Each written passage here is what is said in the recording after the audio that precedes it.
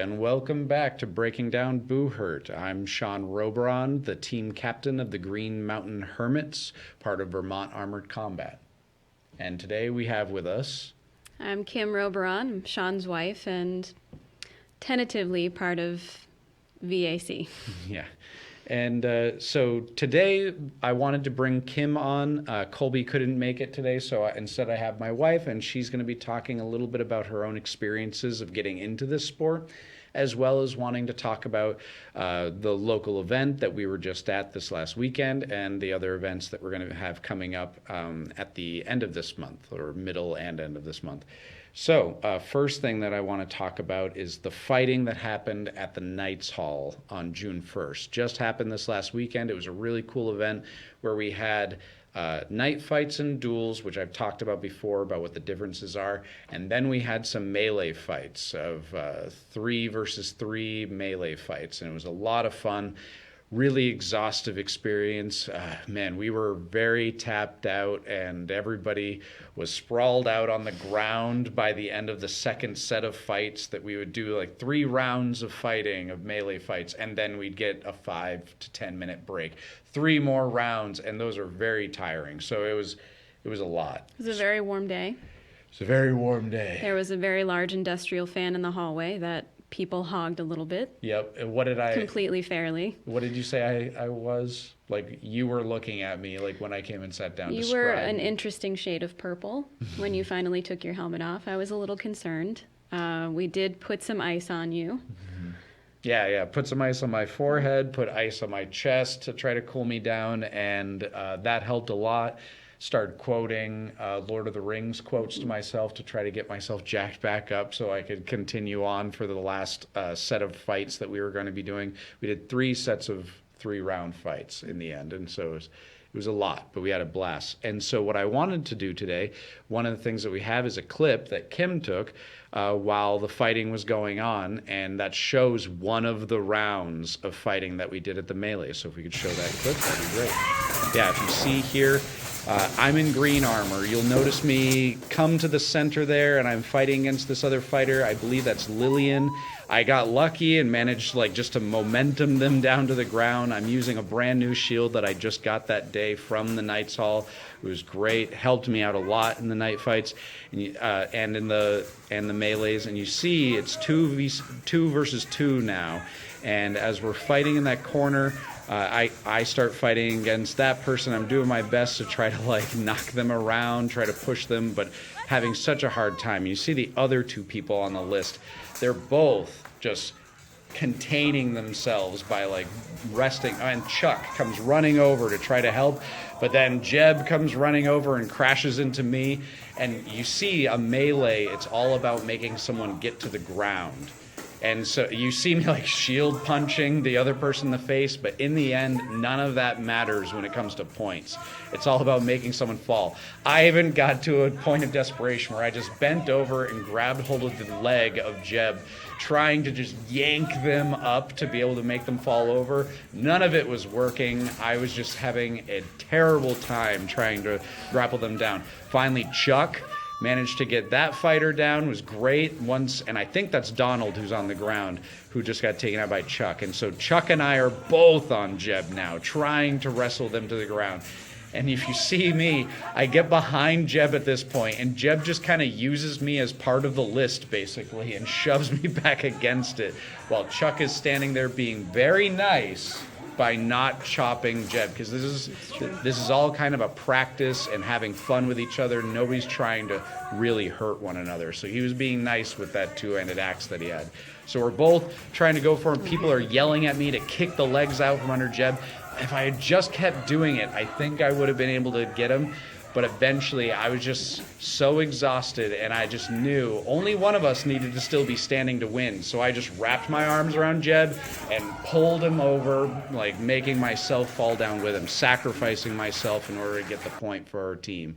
And so that was the fight. And then we've got this one image that is me. Once we were done with all the melees, the people at the Knights Hall were handing out Heinekens and Angry Orchard. They were green. Yep, and even Jay, the All-Father, he was like, they're green, this one's for you. And I was just like, thank you. And I cooled myself off with it, but I was just, in the end... Had to hand it off to somebody. Yeah, because I don't drink alcohol, but they had some Canada Dry, so I was able to join in the cheers that way. So it was a lot of fun. But as you can tell, I was ready to get cooled off. And how was it like watching the melees?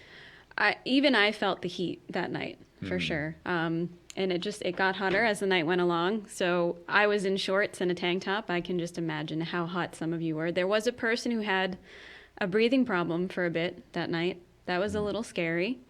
The one who fell on yeah. the... Yep. That was Lillian Yes. during one of the later rounds. I think it might have been the last round. It was the last round. They got taken down. They fell in a corner, and then more fighting happened around that corner between Dustin and some others, and people just ended up falling right on top of Lillian.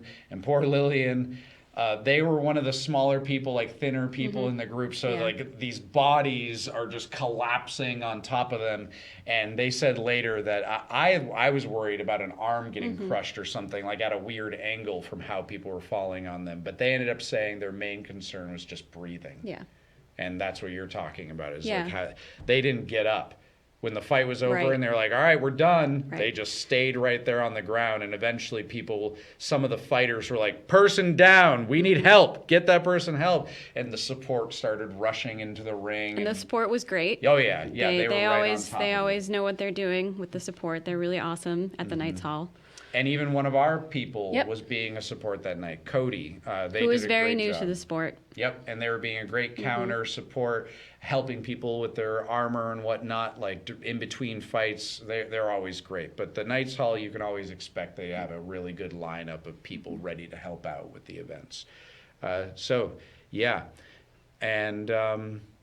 those were the melees that we did this last weekend. And during that same event, Kai, another one of our members of VAC, and their band is called Romancing the Night, and they played music during the event. It might have actually been during some of that footage. I can't remember if that was it, but they were playing music during part of the fighting that we did in the later chunk of the evening.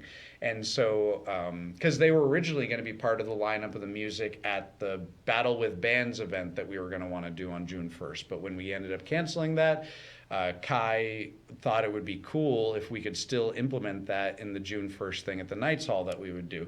So we kind of bred those two things together, where we brought duels and night fights for this 2-hour thing before all the melees, and then did some music during the melees as well. And it kind of worked out great. The Knights Hall were gracious enough to host VAC for the beginning part of the night, and they allowed Kai to play through the night, which was also very cool. Yeah, very, very cool. So it ended up being a really fun evening that I think a lot of people had a blast with. So now, next topic of discussion. What inspired you to get into armored combat, Kim? Because I know when I first started getting into this, you were like, this is your thing, and you have fun with it. I don't feel like getting hit with metal things. Yeah. And so what was the moment, would you say, that was the turning point for you to say that you went from just saying, I'm your supporter, to I'd like to fight? What was it? It really only took about a month, which I guess is kind of a long time for people who get into the sport. Usually it's a lot faster than that. I enjoyed watching everything. And about a month after Sean's first fight at the Knights Hall, I saw one of the WNBT players. Which stands for women, non-binary, and trans. And so we use that in order to make sure that we're trying to hit all the different categories of people that we might be discussing, rather than potentially labeling someone. They went up against somebody who Sean fought earlier on, who I knew was a decent enough fighter. And the first round that they went together, it was with pole arms, and it was a draw. And the person in question, who's your inspiration, They have won medals in pole arms. They're an amazing pole arm they're fighter. very, very talented. And it was sort of like, I'm not going to take this standing. I'm not just going out on a tie with this person. And they got Joe in the corner and they just went at him. They were determined to break the tie. Mm-hmm. And I just watched this person who was like in my gender category and in my size category just wail on this person, and they made it out winning the round, and I was just like, okay, I'm gonna try this. Yeah, and the person in question, they're great, and they're very strong too. Yes. Like they've got a lot of muscle on them, and we actually have a picture of them giving some pointers to one of our fighters. That's Michael. This last weekend was their first time ever fighting at like an official event, like especially for the Knights Hall, like coming there and doing a fight. It was their first time ever fighting, and between some of the rounds, this person was the person in question, the inspiration of Kimm, is standing there with Michael, giving them pointers. And I was standing there listening, and they were just talking about, all right, I'm seeing you throw a lot of punches with that shield, and I'm seeing really strong, wide swings. I want you to deliver that right to the gut. Like they were telling them, bring that down and just chug it in there. And so they did. But then the shield ended up breaking partway through that round, so they ended up getting the little shield. Buckler, yeah, thank you. Didn't know why I was messing that up. But a buckler shield, so then they could continue their fight into the third round. But very supportive person too. And very giving advice just is the common in what I've been able to be part of in VAC and the Knights Hall. Everybody is really looking for everybody else to win. So there's not a whole lot of you versus me. If they see somebody struggling, if they see somebody struggling, they will go up to them afterwards and give them some pointers, and everybody cheers for everybody. It's very cool, which was another factor for me. I'm not huge on competitive nature. I'm doing this for myself and not for anybody outside watching it, and so the supportiveness of the sport is also very important to me. Yeah.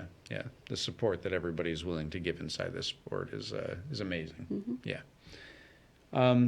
So what is it like being a woman who has been observing and then choosing to come into the sport? What do you find to be like difficult things for you as a woman when you're observing and then saying, I'm getting into this, or I'm in this now and I'm going to do it? What do you find to be the difficult things, and what have you found to be very supportive things? Pros and cons. Most of the things that I found to be difficult have been completely inward things. Like I went to one of our larger Sunday practices after being away for quite some time, and all of a sudden VAC had grown to like 10 people. And they were all male identifying, which usually isn't a problem for me. I get along with the male gender very easily most of the time. But I remember being very intimidated that day, and I sat out. And we were all mostly doing melee fighting that day. I had a plan. I had a plan to join in, but as much as I try to stray away from normative behavior, I was very intimidated that day. So that, I think, can happen automatically. Unfortunately, I think gender separation is a thing that sometimes we can't help, and that intimidated me. But members of any of the fight clubs that I've been in contact with have not made me feel any sort of discomfort. Cool. That's good. So, I mean, as a whole, everything is very supportive. Yeah. Everybody really wants to get you in armor too. Right. No matter who you are. It's just like, oh, you want to fight? Let's make it happen so then I have another person to play with. Oh, you showed up today? Do you want to try on some armor and then let's convince you to fight? Right. Yep. That's another way to do it. But that's good to hear that you haven't felt pressure from outside of you, from individuals, making you feel like you weren't welcome or that you were not being given the attention or appreciation or whatever it might be that you deserve. So that's I mean, there are size and aggression differences, but that would happen in any sport. That happens in life. And like I said, everything was inward. There was nothing done to me or said to me that made me go, whoa, maybe I shouldn't be doing this sport. It was more like watching somebody like Amari or Colton or, I mean, even Will or Colby, and just being like, how do I translate that for me and be able to do this sport and not get my butt kicked? Right. Which is going to happen. I'm going to get my butt kicked a lot. And that's okay. And Michael's first night was Your on first Saturday. night was and my first terrible. night was terrible. Like, it's usually how it is. When you have your first night of official fights, there is a mixture of not just the regular exhaustion of potentially wearing your armor for a while. You might have been getting used to it. Like Michael had their armor for a little while before their official fight. But same thing happens. You get in there, you've got this amount of like... Well, it's like theater. Nerves and everything from the experience, but then now you're sweating inside of this room and there's no escape and everything is timed, and now you have to go sit down, but you know you've got another fight coming that you can't escape, so to speak. And so it's just, there's a mixture of things that can all build up to make your first time be that very anxiety inducing. And I think from the out, that would be the most important thing that I would share with somebody.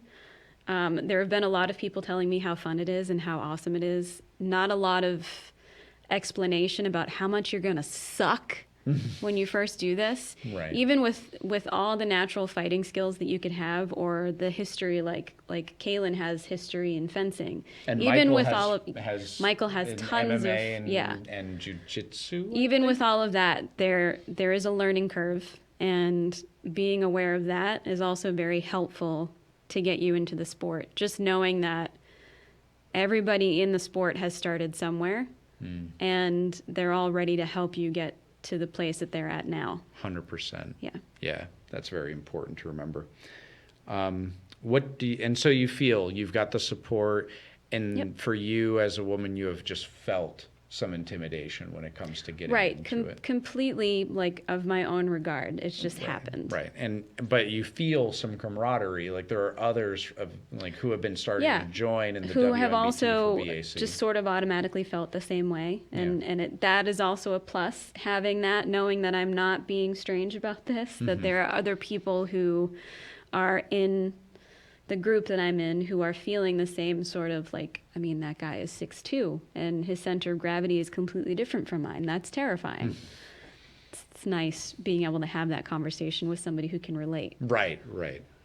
And that's good. We were really worried when we were first getting, Colby and I and Will, we were all talking, how do we get people to join who are not just men? Because if you don't have one, it's sort of difficult to try to help people feel like what you just described, being able to talk to someone who can identify with the same potential boundary of saying, well, that person is just drastically taller and larger than me, and I can tell that to the person who's bigger and taller than me, but I can't have the same conversation as I would have with this person who could feel the exact same way about the situation and be able to talk about that. So that's good that that's happened. What would make the sport more accessible from your point of view? It doesn't really have a whole lot to do with the sport. I think that some of the more serious aspects of armor, there's a lot of rule sets about armor where it has to be within like 50 years of each other or something like that. Something like that. Like it has, if it's from the 1330s to the or what is it? Anyways, there's a bracket. There's a time bracket in which armor has to be, and it all has to match with each other. Even in some places, your weapons have to be from the same place. And I hate all I of grew that. up in a low-income family, and I know that there are people out there who are interested in the sport who are probably low income, and I think that monetarily accessibility is it's difficult. Yeah. Especially someone who can't buy brand new, who has to piecemeal their stuff together. It would be tough for them to be able to look and find, well, this is all.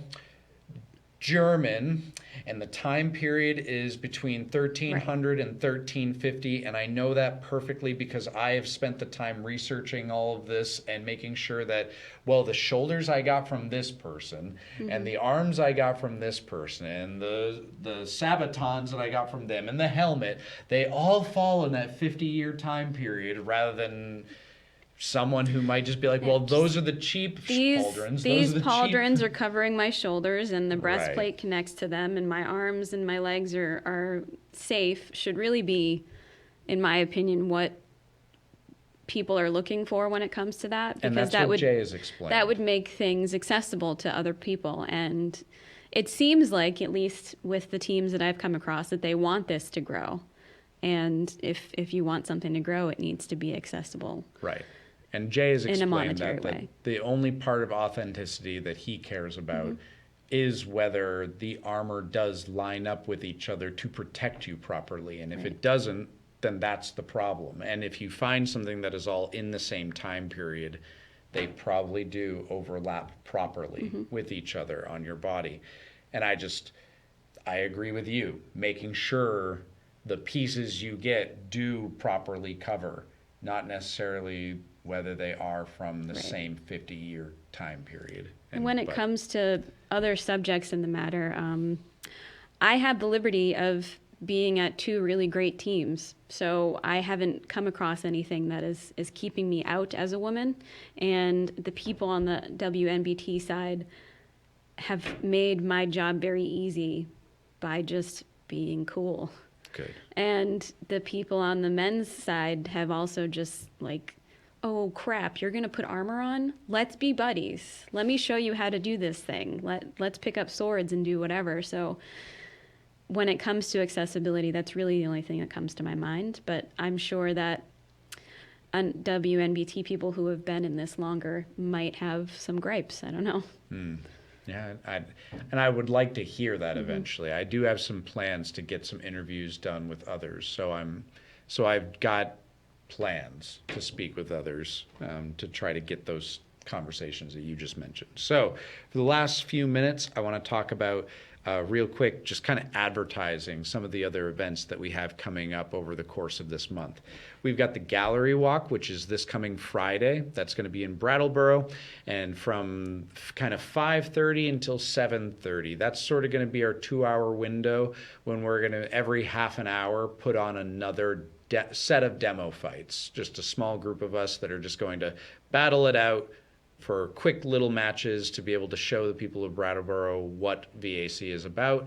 And we'll have a donation bucket around this time, hopefully trying to get some donations brought into VAC so then we can start putting more money towards what we're talking about when it comes to all of this armor that we need to get people in.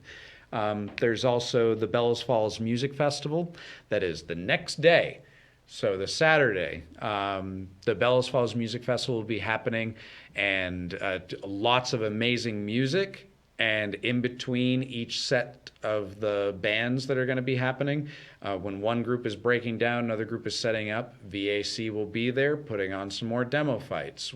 They actually constructed some posts for us that we'll be creating a list with, and so we'll be able to fight there right in front of the stage for people to be able to see what Armored Combat is all about again, and advertising ourselves. There will be some pride events happening Yes. throughout the day as well. Yeah, before the music festival, myself and possibly a few others from VAC will be meeting at the Flatiron Cooperative in order to do a walk down to the train station. And we'll be in armor, and we'll have flags with us, pride flags, and being able to show our support, because VAC is all about acceptance, diversity, inclusion, all that type of stuff. And so we are 100% there as allies, and you think of us as like the warriors for the group. And so we'll be taking part in that as well, which is very cool. And then we've got Mutton and Mead Roads to Revelry, which will be happening on the 15th of this month. And we're the ones hosting the Armored Combat component at that event. We'll have a list there, and we're actually going to be running a tournament that is potentially partially being sponsored by the Cobco Arena Games over in Charlestown. We've got our prizes that we have as like $1,000 worth of gifts that people are going to be able to win during the course of that event. So There are that'll be some pretty fighters cool. very excited about that. Well, Sam Alrai Yeah. is one of the fighters coming, and he just won the gold medal in longsword internationally and nationally. Really spectacular fighter to watch, by Oh, the yeah. way. Super fast, very, very good fighter. And they're going to be there because they want some of those Yeah. Warhammer miniatures that are going Yep. up for grabs. And so, and the last thing is at the end of the month, I believe on the 29th, Yes. at the fort at number 4 in Charlestown, New Hampshire, there's going to be the Highland Games happening. And the Reavers invited VAC to come and be part of their team against the Pale Horse, or Pale Horses. And those Pale two Horse. teams are from, Reavers are from Maine, and Pale Horse, was it New Jersey? I don't remember, but I know Xander is one of the fighters on the Pale Horses, and they're Maybe New Jersey or New York. and they're great. Xander is also really, really spectacular to watch. Yeah, really great, very high energy, explosive fighting. And so we will be there fighting alongside the Reavers and the Pale Horses, helping them out to make this event occur. So you got a lot of different opportunities to come and see us and other people inside of Armored Combat. So And the Knights Hall is doing stuff pretty much every month. Every month they've got something going on, and they run LARP programs down at Ye Old Commons in Massachusetts, so you can look them up there. So do you have anything else to say before we end? Nope. Okay, well then, thank you very much for watching another episode of Breaking Down Buhurt, and we'll see you next time. Bye.